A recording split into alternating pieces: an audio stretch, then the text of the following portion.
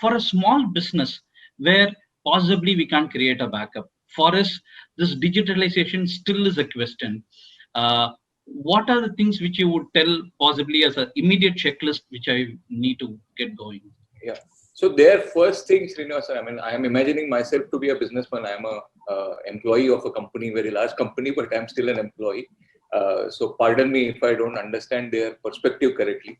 But what I would do, I can narrate, I mean, based on my experience in CPBFI also, is first thing you do is you preserve all your resources, which means you know who are your important people, make sure that they are safe and they are not taking any undue risks. You don't want your COO, for example, whoever is handling your operations, you don't want that guy attending marriages all over the place, and being very socially active and meeting hundreds of people, because he is taking a risk which is for your business. So you have to first safeguard your people, second safeguard your assets, the biggest asset being the cash.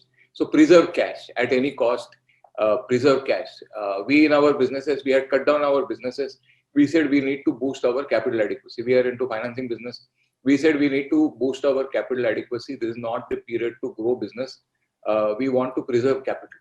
So capital preservation, preserving your top people, that becomes very, very important. Secondly, you have to give that reassurance to the customer that you're not shutting shop. You are there to help them in the best possible way. See, in this case, it's not a one-sided problem. Customer also understands that you have a problem, and they are more than willing to adapt to the new situation. So you have to find the best possible way of handling the situation. You also will have a situation, especially those of you who are in a B2B business, that your customer is undergoing a lot of challenge. In which case, you will have to really diversify your customer base in a way. You will have to find alternate pockets of business. So to say, you may have to switch to another product. You may have to say, okay, this product. So for example, if somebody was running a hotel today, it's very hard, right? I mean, the period is so bad, they don't know when the hotel restaurants will open. But they can immediately switch to a home delivery. They can immediately switch to some niche food products. They can get into anywhere in the chain to kind of diversify their source of income. So everybody has to find what is their skill, and based on that skill, based on the demand, because the pandemic is also throwing open opportunities, right? We know many people who earlier used to run laundries, now they are selling vegetables because they know that this I cannot do, let me do this. So a very simple example I am giving. A rickshaw driver says, I can't do rickshaw anymore, and this I am talking of the last lockdown. He will get into selling vegetables, going and washing cars in big societies. You create an alternate source of income. You don't have to get stuck to this is the only thing I can do. We are finding many stage artists, for example. They are saying if the theater is not open, we are going to be on the road. But why are you on the road? I mean, find something else. Do something. Because you need that income to start. You need to manage your cash flow. You need credit in your passbook. You can't do without it. Whatever skills you have, find something. No? It's a question of surviving this difficult period. Then you are back to your basic anyway. You will come back to your core. And that resilience also has to be, Srinivasan, created as a part of business. You need to have those buffers. You need to have some excess capacity so that you are not hand to mouth if your business is disrupted for 2-3 months. Excellent, sir. Because we found people who had a business loan tiding over much better than having a housing loan which was beyond their capacity. So this is what was coming very distinctively when I do a lot of consulting. But also very interesting point is what you told, like preserve your human capital and financial capital. So that is a very, very core of it. And there are opportunities. That is where the resilience of an entrepreneur comes, and he should be ready to adapt, find opportunities. In fact, I have 3 of my friends also joining, and in fact, Santosh Kanagaraj is a person who's into pest control. And immediately he got into, say, managing houses and possibly doing. And I think he's rocking. Even now, he just could skip a meeting and come in. We had another person is Mohammed Nawaz, and who's into home furnishing. I think he should have the challenges. But we have Ram Valens, who's into digital marketing. I think he's rocking. He was also between a couple of meetings. So equations are changing so much. Now, for some people who are gifted like Santosh and Ram, automatically that there is a kind of attraction in digital marketing in terms of pest control, sanitization of places. But people like Nawaz and people like me who are into, say, a human interface, spending a training which is not very mandatory, making a home furnishing is not mandatory. On a very larger perspective, what would you recommend us, sir?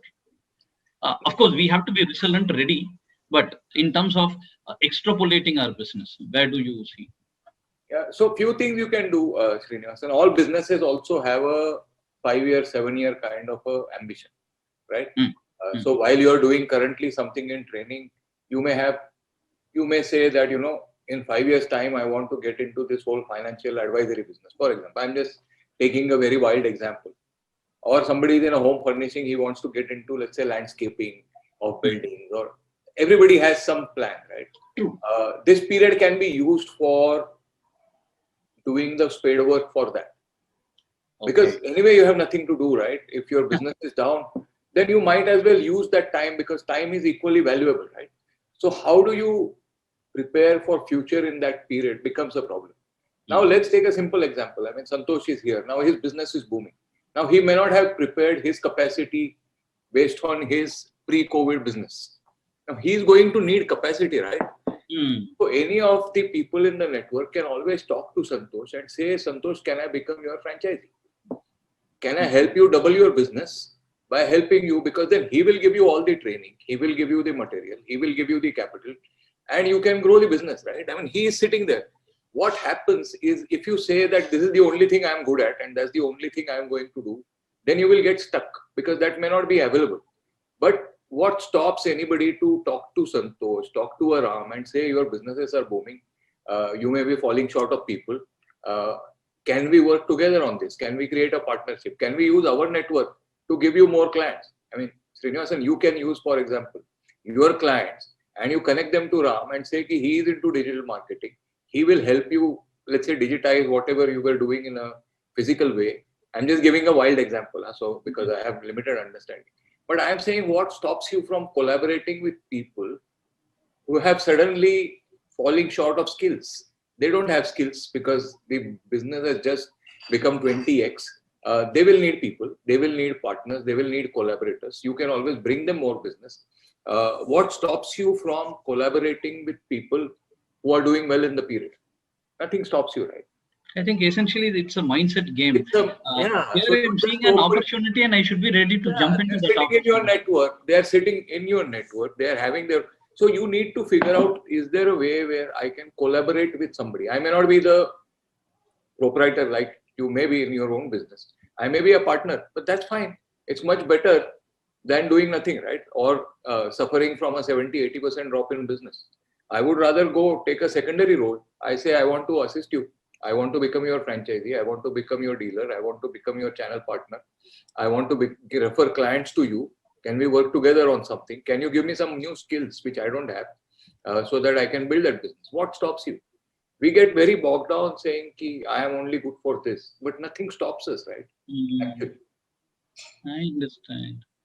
Correct. I think like it is not only upskilling, capacity building of the business. I think capacity building of entrepreneur also, I think plays a very key role. Opening of mind and collaborating is very important, Srinivasan, because this is the period to collaborate. This is not the period to compete. Even with your competitor, you will collaborate. I mean, you will get all the training institutes together and you will get into content, and you may start something on an online basis. You may build a platform. See, what is happening in pharma industry? There is no vaccine, right? All the vaccine manufacturers across the world are working together because everybody has a common enemy now. So they are not competing with each other. They are actually collaborating. And they are saying, let's build a vaccine fastest possible time in the history of mankind, right? If they can compete, if they can collaborate, what stops us? Go to your competitors and say, boss, can we work together? You are also having the same problem. I am also having the same problem. We put our might together. Then we build something completely new for future. Superb, sir. So something on entrepreneurship mindset. This is clear, right from challenges, right from acceptance. I think we have come here to a point of forgetting a competitor and seeing as a collaborator. Yep. Now,